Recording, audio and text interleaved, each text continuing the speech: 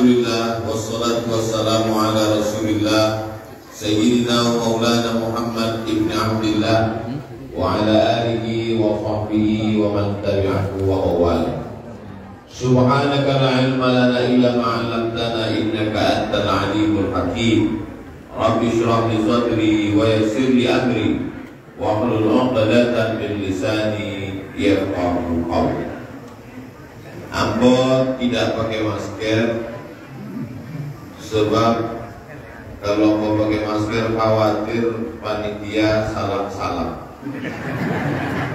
Sebab ukuran baju sama dengan Pak Bupati. Yang sama-sama awak hormati Bupati Kabupaten Bengkulu Kota, Bapak Haji Safarudin Datuk Bandaro Rajo. Mudah-mudahan sehat walafiat panjang umur. Amin. Bapak-bapak, ibu-ibu, alim ulama, sudah pandai, ini mama, nan godang dari sobi golau, nan ketik dari sobi namo, insya Allah semua yang hadir ini dimuliakan Allah Subhanahu wa Ta'ala. Tadi kami sampai ke masjid, masuk langsung sholat sunat. Sholat sunat apa yang Ustaz laksanakan tadi? Sholat sunat qabliyah subuh. Mestinya tahiyatul masjid dulu. Setelah tahiyatul masjid baru qabliyah. Tapi dek terlambat, maka langsung saja qabliyah. Kalau yang dilaksanakan tahiyatul masjid tidak dapat qabliyah. Tapi kalau dilaksanakan qabliyah otomatis dapat tahiyatul masjid. Ambo ulang sekali. Kalau yang dilaksanakan tahiyatul masjid tidak dapat qabliyah. Tapi kalau dilaksanakan qabliyah dapat tahiyatul masjid bagi nan terlambat. Tapi jangan gara-gara ikut terlambat tiap pagi. Karena dalam hadis dikatakan idza dakhala ahadukumul masjidah, kalau kamu masuk masjid fala yajlis, jangan duduk hatta yusolli, sampai sholat rakaataini, 2 rakaat tahiyatul masjid, menghormati masjid. Maka masjid yang tempat awak bersujud tadi nanti akan bersaksi di hadapan Allah, Abdul Somad sudah sholat di masjid Raya Damo. Damo itu sate.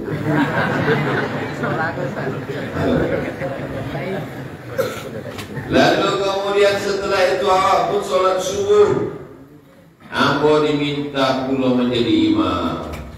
Ambo sebenarnya kalau sholat di masjid manapun sogan untuk maju jadi imam. Kenapa? Ambo takut kehadiran ambo merusak hati jamaah. Sebab ambo tak tahu tradisi dan ada di masjid itu. Walaupun sama-sama benar, apakah di masjid itu bismillah nyusir atau jahar, apakah di masjid itu pakai kunut atau tidak, apakah di masjid itu zikir nyusir atau jahar, apakah di masjid itu pakai doa bersama atau doa surah-surah. Tadi diminta, tidak tahu sampai seakan bertanya, tidak tahu akan itu dari bertanya. Ustaz sudah maju, ikut sila punya, ikut dulu nanti tidak ikut. Yang maju saja dipersilakan. Jadi kalau ambo pernah ceramah di Masjid Muhammadiyah selama 2 tahun di Pekanbaru, sekali pun ambo tidak pernah maju jadi imam. Sebab apa? Sebab ambo tahu Muhammadiyah bismillah nyusir, selesai sholat zikir nyusir, selesai zikir doanya masing-masing. Tapi kalau ambo jadi imam di masjid dekat rumah ambo, maka ambo baca bismillah jangan. Bismillahirrahmanirrahim. Setelah sholat ambo pun berzikir jangan. Astaghfirullahaladzim walladzi la ilaha illa huwal hayyul qayyum wa atubu ilaih. Sebab dalam mazhab Syafi'i Dianjurkan bagi makmum untuk berzikir jahar, mengajar imam berzikir jahar untuk mengajar makmum. Tuh apa yang Ustaz mengajar makmum? Makmum kan kalau tahu zikir itu bunyinya. Mungkin ada mu'alaf yang baru masuk Islam. Tidak ada mu'alaf sih kok. Sadanya kami ke Islam dan lama. Mungkin Islamnya lah lama tapi sembahyang subuhnya baru kini. Kami main semua memang baru kini, tapi bacaan tu kami dah tahu lama. Mungkin bacaannya lah tahu lama tapi lupa. Sebab imam sebelum sholat selalu menyampaikan sawus sufuf, luruskanlah shaf. Fa inna taswiyatas sufuf min tamamis shalah. Lurusnya shaf adalah bagian dari kesempurnaan sholat. Dari kete awak lah tahu itu. Makanya diulang-ulang imam setiap maju doa. Lama mulai itu banyak masjid sampai aku sembahyang belum pernah mendengar imam menyebut jamaah, saya tidak menyuruh meluruskan shaf karena kalian sadarnya lah tahu. Maka diulang-ulang dari hafal kaji karena diulang, pasal jalan dek dilalui. Lalu kemudian setelah berzikir ditutup dengan zikir yang paling utama, afdhalul zikri fa'lam annahu la ilaha illallah. Supaya apa? Tabiasa lisan awak, tabiasa telinga awak, supaya awak mati dalam keadaan la ilaha illallah. Itu dan awak dangan, itu dan awak sawi, itu dan awak ingat, itu dan awak kanan. Maka itu dan datang waktu awak mati, malaikat maut mencabut roh lisan mulut dalam keadaan la ilaha illallah. Sesudah itu apapun berdoa, doanya tidak panjang-panjang, 10 nan ambo mintakan. Allahumma inna nas'aluka salamatan fid din wa afiyatan fil jasad wa ziyadatan fil ilmi wa barakatan fil rizqi wa taubatan qabla al-maut wa rahmatan 'inda al-maut wa maghfiratan ba'da al-maut. Allahumma awin 'alaina fi sakaratil maut wa najata minan nar wal 'afwa 'inda al-hisab. 10. Sesudah itu minta untuk kedua orang tua. Rabbana fir lana dzunubana wa liwalidayna warhamhuma kama rabbayana shaghira. Sesudah itu minta untuk anak. Rabbana hab lana minas shalihin. Tentu sesudah anak dan orang tua ada dan bertanya, bini kok tidak masuk, tetangga kok tidak didoakan, kawan kok tidak didoakan, jamaah mana tidak disabui, Pak Bupati kok tidak disabui. Maka dipakai doa dan menutup saja. Rabbana atina fid dunya hasanah wa fil akhirati hasanah wa qina adzabannar. Supaya doa itu kabul, diterima Allah Subhanahu wa taala, bertawassul dengan membaca Al-Fatihah. Sesudah membaca Al-Fatihah, barulah doa tadi ditutupi. Amin amin ya rabbal alamin. Lalu kemudian habislah berdoa. Jadi apa yang aku sampaikan tadi sebenarnya itu pun bagian dari ceramah. Jadi kalau ada orang yang terpikiri akalnya, malah aku mana berzikir mendengar ceramah, itu pun bagian juga dari ceramah. Sebab kalau anak-anak awak pulang ditanya di amaknya, siapa imam tadi? Ustaz Somad. Apa yang dibacanya sesudah sholat? Entah, tidak ada udah. Jadi yang bos sebenarnya sedang mengajar melalui imam. Imam pun sebenarnya walaupun imam itu tidak ceramah, imam itu sebenarnya sedang mengajar melalui ucapannya, melalui bunyi suara ayatnya, melalui zikir dan doa yang dia baca. Bagian dari pelajaran. Untuk apa kita sholat? Sholat bekal awak mati. Untuk apa kita sholat? Dengan sholat kita dikenal masyarakat supaya tahunya menyembayangkan jenazah awak. Banyak alasan. Tapi dalam Quran dikatakan tujuan sholat, inna sholata tanha anil fahsya wal munkar. Untuk apa puasa? Di ujung ayat la'allakum tattaqun. Untuk apa haji? Fala rafasa, jangan lakukan rafas, wala fusuqa, jangan lakukan fusuk, wala jidal, jangan lakukan jidal. Rafas, kejahatan seksual. Fusuk, kejahatan non seksual. Jidal, kejahatan lidah. Jadi kalau ada orang pai haji bolak-balik ke Makkah sampai 2 kali setahun, itu DPT-nya banyak. Tapi tujuan daripada ibadah nan pertama adalah fala rafasa, jangan jahat secara seksual. Kejahatan dalam Islam dibagi 2. Kejahatan yang tidak seksual, inna sholata tanha 'anil fahsya wal munkar. Fahsya seksual, munkar non seksual. Ada orang menyumbangnya banyak, bangun masjid banyak, sedekahnya banyak, tapi gatalnya itu namanya penyakit fahsya. Maka dalam Islam, untuk menghilangkan penyakit fahsya itu, orang disuruh menikah. Ya masyarakat syabab, wahai anak-anak muda, yang disuruh nikah itu anak muda, walaupun kurang tua bahasa dewa. Ya masyarakat syabab, wahai anak muda, man istata'a minkumul ba'ah, siapa di antara kamu yang sudah ba'ah, falyatazawwaj, maka menikahlah. Dulu waktu ambo kuliah di IAIN sebelum ke Mesir, ada dosen ambo namanya ndak lus boleh sabing nama. Man istata'a minkumul ba'ah, siapa di antara kamu yang sudah ba'ah? Tahu kalian apa arti ba'ah? Ba'ah itu artinya mampu, Pak. Bukan. Siapa yang sudah tindak ba'ah lain, ba'ah beli bareng, ba'ah membeli rumah, ba'ah mencari piti. Pandai dulu ya. Falyatazawwaj, maka menikahlah.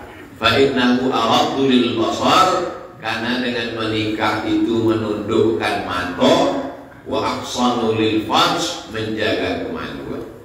Buya, tujuan nikah tadi apa? Menundukkan mata. Laki yang boleh nikah matanya tidak ada tutup, berarti gatal. Ustaz Somad itu ceramahnya saja dan pandai. Ia menyambut kalau lama nikah mata menunduk, dari tadi matanya mencari jamaah. Tapi kami kan bisa cari mata pokoknya tumbuh, tak sampai ke belakang. Bapak Ibu yang dimuliakan Allah Subhanahu wa Ta'ala, maka dalam Islam, yang pertama kejahatan bukan korupsi, bukan riba, bukan mencuri, dan kejahatan yang pertama disabui dalam sholat fahsya, dalam haji rafasa. Kenapa? Karena memang kecenderungan seksual orang lebih banyak kepada kejahatan seks daripada kejahatan yang lain. Nanti katakan Quran kok betul apa salah? Terserah. Siapa namanya salah? Siap-siap penistaan agama.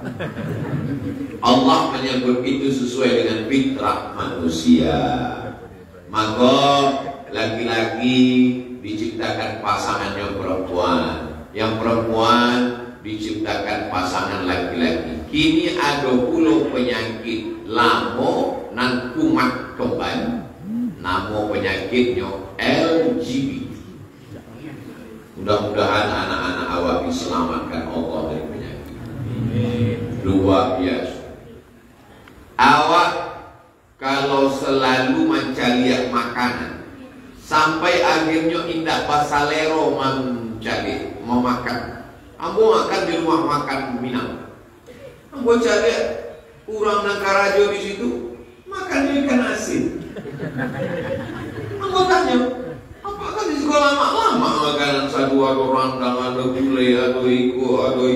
Kami kula tiap hari mencari itu tidak pasalero lagi ya. Baru mau paham.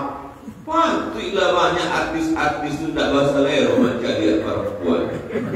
Rupanya setiap hari dicari loh. Maka dalam Islam perempuan itu ditutui supaya apa? Supaya menghilangkan nafsu yang membuat orang tak biasa.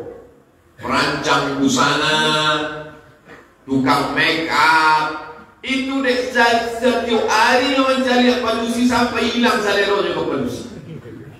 Itulah maka anak laki-laki dengan anak perempuan dipisahkan kelasnya.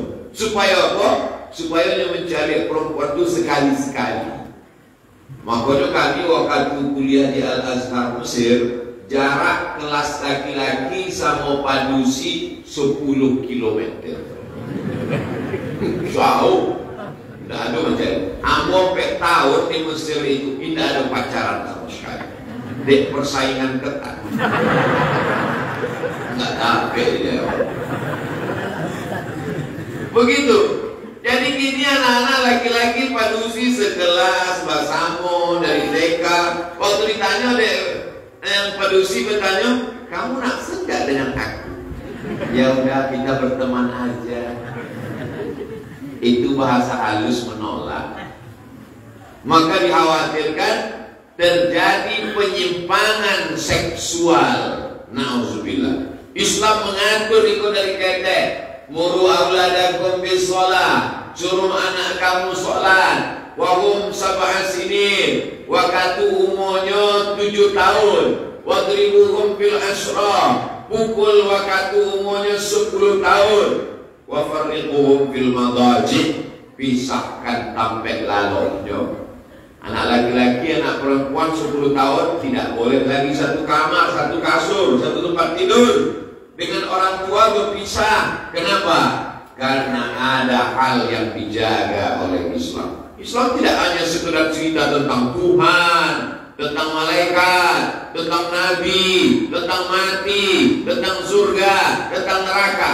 Pelecehan seksual pun diatur dalam Islam.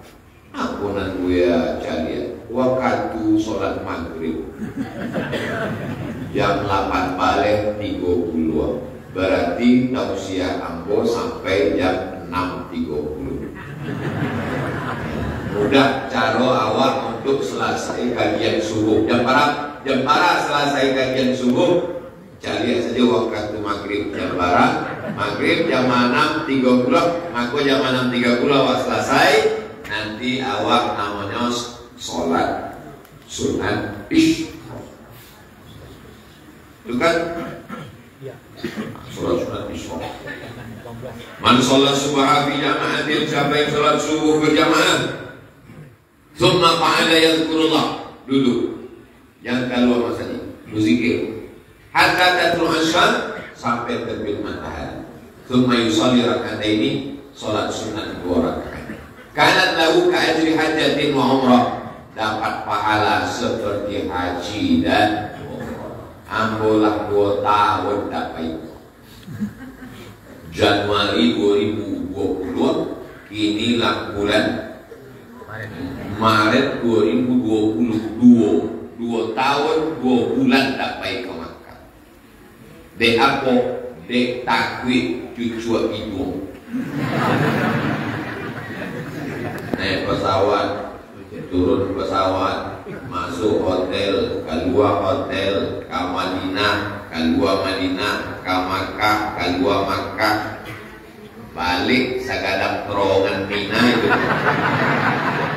Awal PC. Boleh nggak usah pintar orang lain. Tapi ada cara supaya awak dapat pahala haji dan umrah. Sholat subuh berjamaah, duduk berzikir mengingat Allah sampai terbit matahari, sholat sunat 2 rakaat. Iko masjid bukan sembarangan. Iko masjid tua. Betul? Pak Bupati tanya bila masjid tua siko, masjid Nalam, alim ulama barokah. Nan datang ke siko ustad-ustad hebat sadar. Ustad Ali Hidayat, syukur ya. Buya dan Kusul Karnain, syukur ya. Ustaz Somad diundang tahun 2009 balik, kini baru Belum panitia menyindir kalau sampai duluan. Bapak Ibu yang dimuliakan Allah, jadi kalau Bapak Ibu dakek dari siko istiqomah di siko, bawa anak cucu menantu keturunan, kawan sahabat, mudah-mudahan sampai hari kiamat istiqomah awal insyaallah. Masa diku tidak ada kurangnya seketek bagus, panuh bawa naik kata, panuh hati turun balik kok, parkir no lapang, jalan masya Allah. Tadi sebelum sampai ke masjid kok awal-awal mau jaga banyak orang. Dalam hati mungkin, wah jamaah kok. Mungkin Pak Bupati tahu langsung dijawab ikut antri solar. Lalu sudah itu tak lama, manu katanya aku ikut antri dulu ya. Oh ikut dah pada ke masjid. Manu jamaah melimpah kuat. Sampai turun, masya Allah, tabarakallah. Jadi untuk apa sholat subuh itu? Allahumma barik li ummati fi bukuriha, berikanlah umatku itu berkah nan paling banyak dapat barokahnya nan paling awal jago lalok subuhnya. Jadi rupanya se-Asia Tenggara kok Thailand, Filipina, Malaysia, Brunei Darussalam, Singapura, Indonesia, dan paling maju ekonominya Singapura. Dan setelah diteliti, dan paling awal jago laloknya Singapura. Orang itu jagonya jam 3. Awak jam 3 kebanyakan baru lalu. Kalau jam 3 lalu, tidak akan terjago jam 5 sholat subuh. Pasti jam subuhnya menyambung dengan duha. Maka nenek moyang awak pun sudah menyampaikan, sampai jago, jangan sampai rasaki awak dimakan. Rasaki dipatuk ayam, dimakan kucing, diterkam musang. Tapi tidak dapat itu awak seketika. Begitulah Islam mengajarkan kita bagaimana supaya di awal-awal bangun. Tadi malam Pak Bupati sampai jam Sabaleh lewat. Pulang dari Bali, Jakarta, sampai ke Padang, baru ke 50 kota, menyambut tamu pulau jam Sabaleh. Dalam bayangan ambo, nampaknya besok telah logo sampai semuanya jelas terjago duluan. Sampai kurang kalau lah terbiasa disiplin bangun pagi, maka alhamdulillah. Makanya yang cerdas kini itu handphonenya bangun pagi, namanya smartphone. Handphone tiap pagi terjago, kurangnya tidak. Insyaallah. Bapak Ibu yang dimuliakan Allah Subhanahu Wa Taala, kenapa kita disuruh bangun pagi? Karena untuk menghindarkan dari penyakit stroke ringan, peredaran darah dalam tubuh. Aku kalau terlalu panjang yang menceritakan sampai dokter pun bingung. Kata dokter, rasanya kami tak belajar itu. Dokter namanya Bui. Bangun pagi kita lebih segar, mandi. Karena waktu kita tidur keluar cairan dari celah pori-pori. Makanya kadang mengeluarkan bau asam yang tak enak. Keringat yang wangi itu cuma keringat Nabi Muhammad SAW. Dicium tapak tangannya di Anas bin Malik. Aku cium tapak tangan Nabi. Atyabu min rihil miski, lebih harum daripada semerbak kasturi. Ustaz Somad Padang waktu salaman di aku mau cium sampai ke rumah wangi. Minyak wangi setengah botol. Lalu kemudian gosok gigi pakai siwak. Ambo di koper ada siwak, pakai itu siwak. Nabi sampai meninggal dunia dan terakhir waktunya dipangku oleh Sayyidah Aisyah. Nabi itu waktunya meninggal sakaratul maut di pangkuan Aisyah. Tidak ada yang mengecek tatapan matanya. Aisyah tahu apa yang diinginkan Rasulullah. Kejar Rasulullah ambilkan siwak. Tanpanya mengecek, tetap ambilkan siwak. Lalu diambilkan siwak, lalu dihaluskan ujung siwak itu oleh Aisyah, dikasihkan ke Nabi. Maka air liur terakhir yang masuk ke mulut Nabi adalah bekas dari mulut Aisyah. Istri yang solihah, yang sama dengan suami lama, tahunya dari tatapan mata sebelum dia. Ibu kan gitu juga selalu apa ya? Ambilkan najis. Bapak-ibu dimuliakan Allah Subhanahu wa taala. Rasul sallallahu alaihi wasallam, "Laula an asyqa ala ummati," kalaulah tidak berat bagi umatku, tak menyulitkan, tak menyusahkan, la amartuhum bisiwak, ambo suruh mereka bersiwak, menggosok gigi inda kulli sholat, setiap mau sholat. Subuh siwak, duha siwak, zuhur siwak, asar siwak, maghrib siwak, isya siwak, tahajud siwak, 7 kali sehari semalam. Maka gigi yang paling bersih adalah gigi orang Amerika yang punya ajaran awak. Maka di muka mall di Pekanbaru ambo jadi ada baleho gadang panah, ajar anak Anda gosok gigi 3 kali sehari. Rasul-rasul ingin ambo naik gateh membawa pilok spidol, kurang ampek lain. Awak diajarkan 7 kali sehari gosok gigi. Jadi Islam itu adalah agama yang datangnya 1400 tahun yang lalu, tapi sampai hari ini diamalkan oleh orang modern justru kurang dari semestinya. Yang mau sampaikan itu kalau didengar dari orang itu kan apologi, pembelaan diri. Orang Islam membela ajaran agamanya sendiri. Nanti anak-anak awak mendapat menjalihkan itu. Mengapa mesti bangun pagi? Mengapa mesti mandi? Mengapa mesti gosok gigi? Mengapa mesti ini 5 tape, masuk ke mall cuci tangan, masuk rumah cuci tangan, masuk kantor cuci tangan. Kita sudah diajarkan sejak zaman dulu cuci tangan. Mungkin ibu masih ingat waktu anaknya pulang dari sekolah minta, Mama, tolong siapkan besok pagi gayung dengan sabun. Kenapa? Kata ibu guru, besok hari cuci tangan nasional. Awak bangun subuh, idza staiqadha ahadukum min naumihi, kalau kamu bangun subuh, fala, jangan masukkan tangannya ke dalam bejana. Kenapa? Li'annahu la yadri aina batat yaduhu, karena dia tak tahu tangannya tadi malam nginapnya di mana. Sebab apa? Tangan mesti suci, bersih. Sebelum sholat, wudu. Sebelum wudu, idza qumtum ila shalah, kalau kamu mau sholat, fagsilu wujuhakum, basuh muka, wa aydiyakum ila marafiq, tangan sampai siku, wamsahu bi ru'usikum, kapalo, talingo usah, wa arjulakum ilal ka'bain, kaki sampai mata kaki. Air mesti masuk ke dalam, digosok.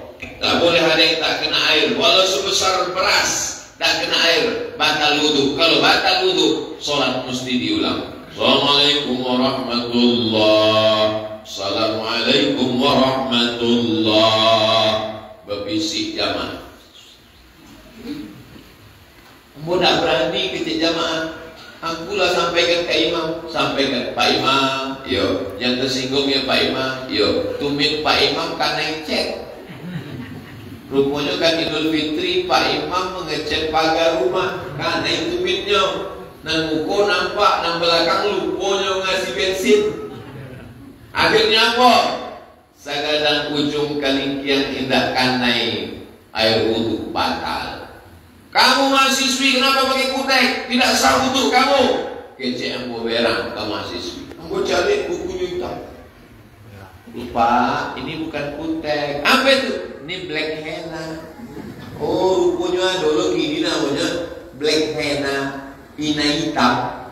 Dipakaikan ke kuku bukan kutek. Oh, kecil. Cuma masalahnya kuku kok panjang. Kalau kuku kok panjang, ujungnya kok tidak kena air wudu. Maka waktu potong kuku, Jumat pagi dipotong. Mau batang, Jumat di luar, Kamis mau potong pendek. Awak dulu di sekolah diperiksa, maka waktu aku ketek, ujung kok dipagang deh guru. Potong. Kini guru memeriksa kuku murid, sodonya online. Murid berjilbab, pakai baju rapi, tapi bercelana pendek. Sebab aku nampak kukunya pas foto saja.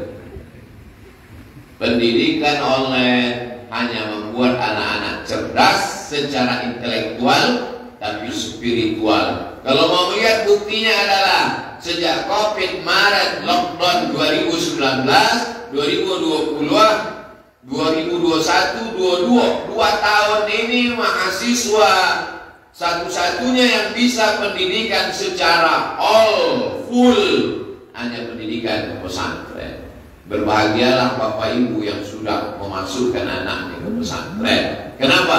Di pesantren anak dididik dari mulai buka mata sampai tutui.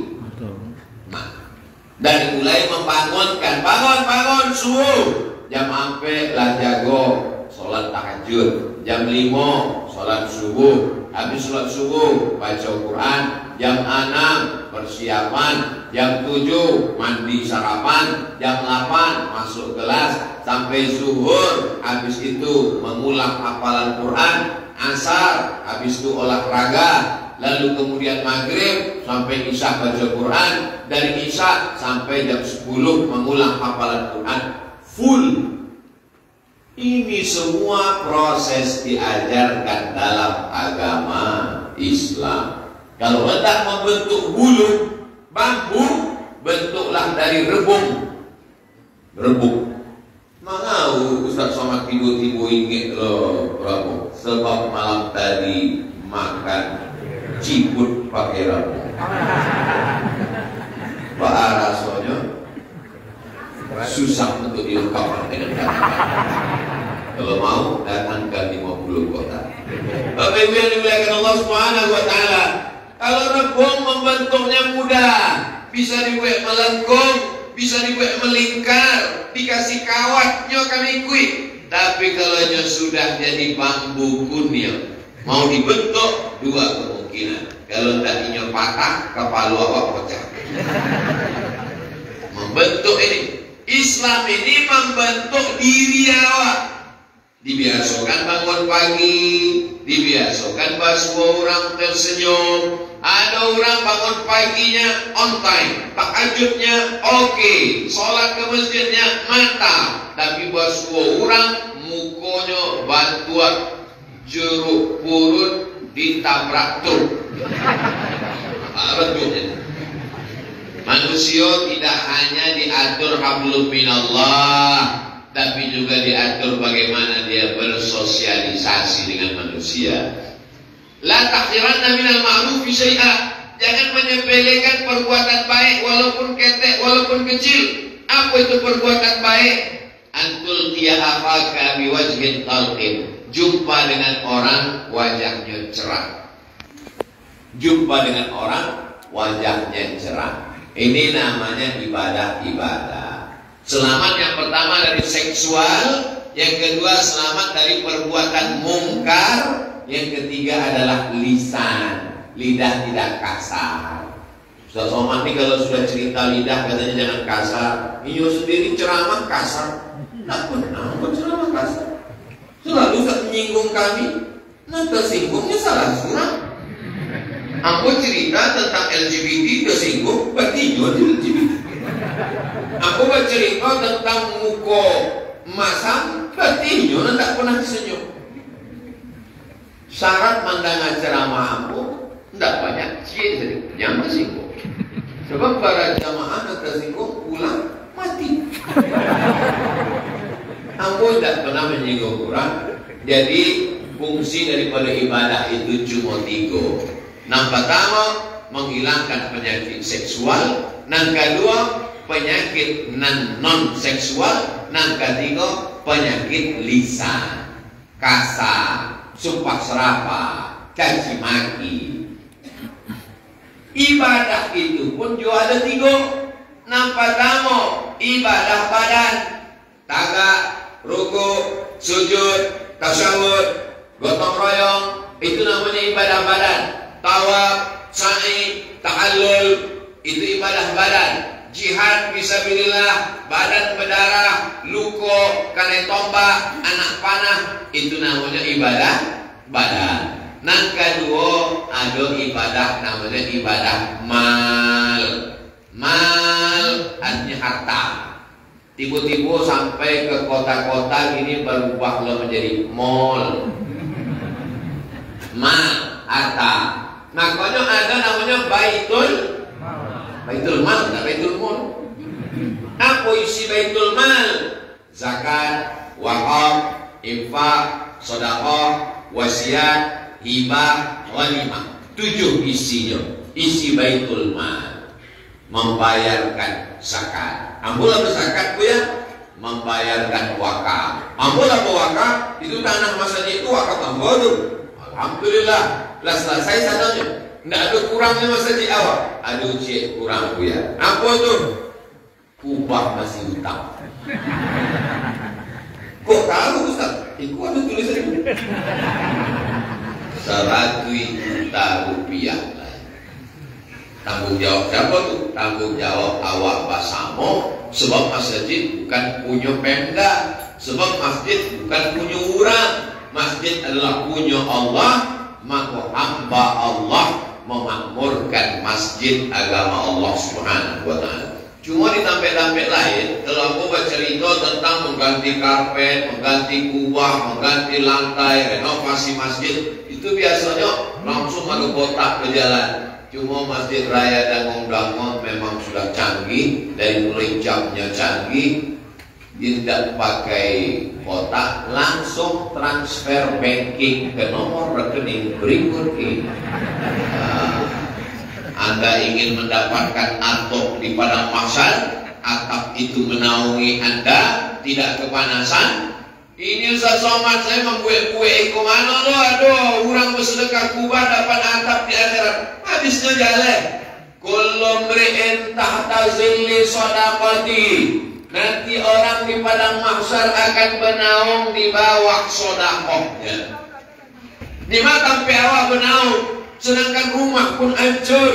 Wa takunul jibalu kal'inil manfus.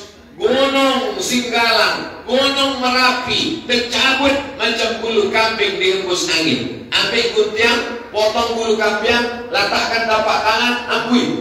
Begitulah gunung-gunung macam bulu kambing dihembus angin. Kalau Gunung Singgalang, Gunung Merapi tercabut, apalagi lah kita hancur berkeping.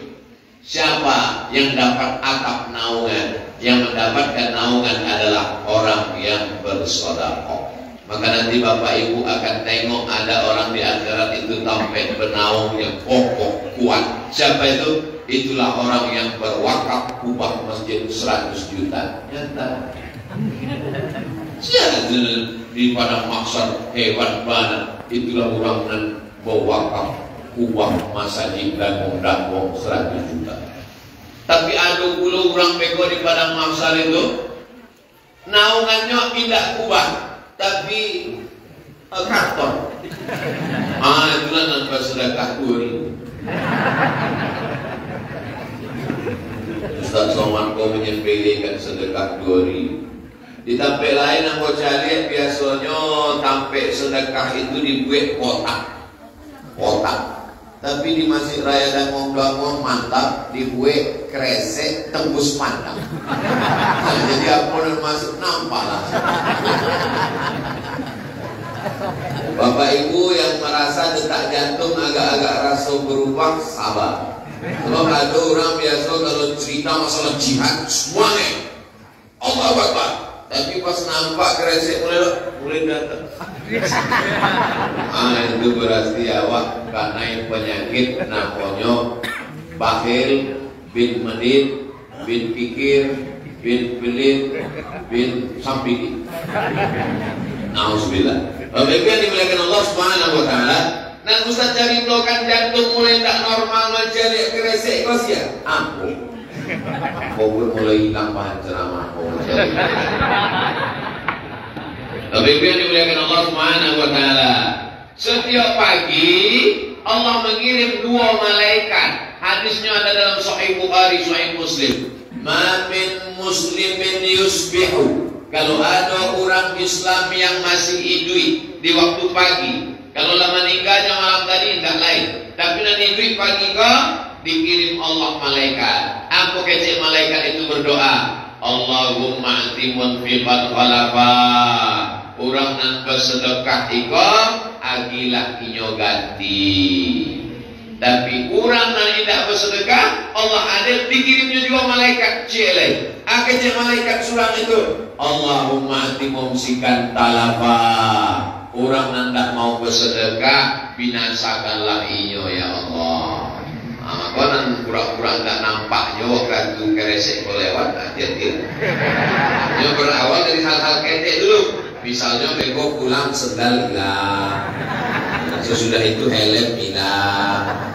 Sudah itu tidak lama lagi lah dilarikan pelakor. Ambo tak menakil-nakil dah. Itu aja itu saja. Ustaz berceramah saja itu tidak lalu mengisi apa. Tulis.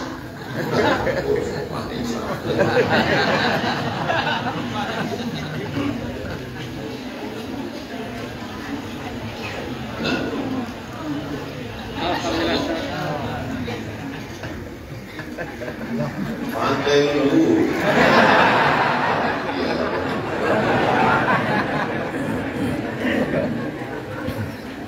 Nan bersedekah 2000 jangan tersinggung sebab dalilnya dalam Quran. Amay ya'mal mithqala dzarratin khairan yarah. Sebesar biji sawi pun akan dibalas Allah. Mendana itu dan lagi 100.000 kalau tahu 2000. Di dompet awak ada 1 juta. Awak masukkan ke dalam kresek 100.000. Sesudah itu awak pulang sarapan pagi batuk mati. Nan awak bawa mati nan 1 juta apa nan 100.000. Nan ulang sekali lagi. Di dompet awak ada 1 juta. Awak masukkan 100.000. Pulang sarapan awak mati. Nan awak bawa mati nan 100.000 apa nan 1 juta? Nan 100.000 tulan awak bawa mati. Nan 1 juta di dompet itu akan dibagi kepada ahli waris. Bini awak mendapat 1/4. Kalau ada anak 1/8. Laki mendapat setengah. Kalau piti ibu ada 2 miliar, maka laki mendapat 1 miliar untuk modal babini. Tapi jangan gara-gara ceramah itu lalu ibu pulang sama bapak beko minta mesra lah. Mama, mana kopi papa? Buik sesurang. Kami itu makasih ambo. Awak sadar bahwa apa yang awak agihkan untuk agama Allah, itulah bekal awak mati menghadap Allah. Dibalikan ke makanan. Ma'akal tafa'af naita, yang dimakan busuk. 1 hari berapa yang awak makan? Ma'akal tafa'af naita, yang kau makan busuk. Wa malabis tafa'af laita, yang dipakai lapuk. Yang dipakai lapuk, yang dimakan busuk. Wa mata sodak tafa'am baita, yang dibalikan ke kubah masjid raya dan damong. Itulah yang menjadi bekal menghadap Allah Subhanahu wa ta'ala. Orang-orang nan kayo-kayo nan pintinya banyak di dangwong-dangwong di 50 kota di Payakumbuh meninggal belum sempat bersedekah. Waktunya mati ditanya oleh Allah Ta'ala, hai orang kayo, hai orang banyak piti, hai orang nan banyak rumah kontrakan, seandainya aku beri kesempatan untuk hidup, mau apa tidak mau? Apa kata orang nan mati? Laula akhartani ila ajalin qarib, kalau kau beri aku kesempatan untuk hidup walaupun semenit ya Allah, fa'asdaqa, aku akan bersedekah. Orang-orang yang mati itu ingin bersedekah, tapi tidak bisa sebab hartanya sudah diambil oleh ahli waris, anak, istri, cucu, menantu, berbagi. Syukur kalau anaknya soleh. Ini pembagian harta warisan bapak saya tidak ambil Pak Ustaz. Untuk apa? Ambil untuk masjid. Tanahnya itu Pak Ustaz, saya wakafkan ke masjid. Alhamdulillah kata pengurus masjid. Begitu dicek ke BPN, rupanya tanah bermasalah. Bapak Ibu yang dimuliakan Allah Subhanahu wa taala, apakah yang kita sedekahkan itu akan hilang? Masalul ladzina yunfiquna amwalahum fi sabilillah. Orang yang bersedekah di jalan agama Allah, kamathali habbah, menanam satu biji, abadat sab'a sanabil, tumbuh 7 cabang. Wa fi kulli sumbulatin mi'atu habbah, dalam satu cabang tumbuh 100. Satu jadi 7, jadi 100, 200, 300, 400, 500, 600, 700. Wallahu yudha'ifu liman yasha. Allah Maha Kuasa untuk melipat gandakannya. Wallahu wasi'un alim. Allah Maha Kuasa untuk membuat banyak dan banyak. Ambo kuliah S1 beasiswa Al-Azhar, kuliah S2 beasiswa Maroko, kuliah S3 tidak dapat beasiswa tapi selesai tak tahu bintinya tak dari mana. Lama aku tamanmu, mana aku bisa kuliah dapat gratis. Pepikir mundur ke belakang, rupanya Datuk Ambo, ayah ama Ambo dulu berpesan, kalau Ambo mati, cucu Ambo nan surang iko mesti sekolah agama. Jangan masukkannya ke sekolahmu, cucu yang lain terserah, tapi nan surang ko Ambo inginnya sekolah agama. Cucunya lebih kurang 40 orang, tapi nan surang iko keceknya mesti sekolah agama. Kalau Ambo panjang, Ambo menyekolahkan dia. Tapi kalau Ambo mati, itu ada kebun kelapa 2 hektar untuk sekolah ini. Meninggal Datuk Ambo tahun 82, kebun kelapa itu pun mati. Adonan kariang, adonan tumpang, adonan mati dijual deh sama. Kebun kelapa 2 hektar itu tidak ada membiayai sekolah Ambo. Dibalik di Allah Ta'ala baru Ambo paham. Oh, rupanya Ambo dapat beasiswa itu bukan di Ambo cerdas, bukan di Ambo pandai. Banyak kawan Ambo lebih pandai. S1 dapat beasiswa Azhar, S2 dapat beasiswa Maroko, S3 selesai, masuk PNS 10 tahun udah juga luar. Dibalas di Allah. Padahal andai 2 hektar itu dihitung tidak cukup untuk sekolah.